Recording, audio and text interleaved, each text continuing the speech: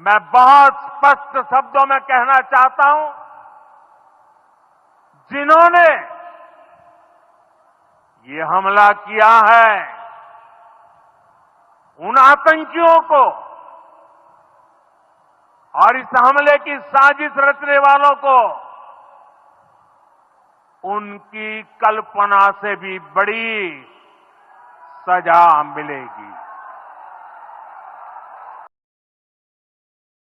मुझे जवाब दीजिए, ये जो आतंकवादी है, ये नक्सलवादी है, उनके पास शस्त्र और बारूद कहां से आता है?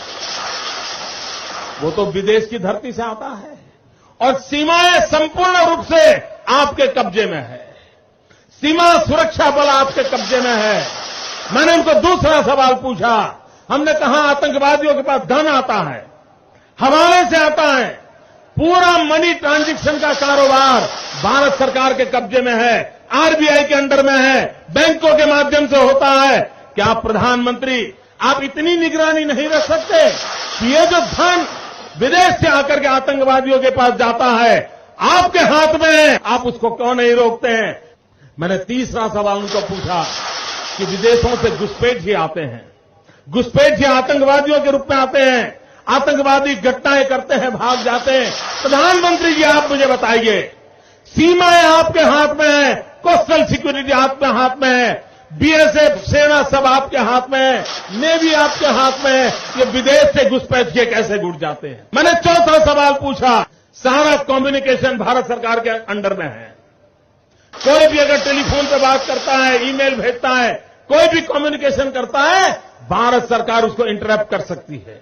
इंटरप्ट कर करके जानकारियां पा सकती है कि आतंकवादी गतिविधि के अंदर कौन सा कम्युनिकेशन चल रहा है और आप उसे रोक सकते हो। मैं पूछना चाहता हूं प्रधानमंत्री जी को, इस विषय में आपने क्या किया है? मैंने पांचवा सवाल उनको पूछा कि आप विदेशों में जो आतंकवादी भाग चुके हैं, जो लोग विदेश में बैठ करके हिंदुस्तान में आतंकवाद की घटनाएं कर रहे हैं, उनको प्रत्यारोपण के द्वारा हिंदुस्तान लाने का हमें अधिकार होता है। आपकी विदेश नीति में वो क्या ताकत है? एक बार इन पांचों चीजों पर कुछ करके दिखाइए, आतंकवाद जड़ मूल से उखड़ जाएगा।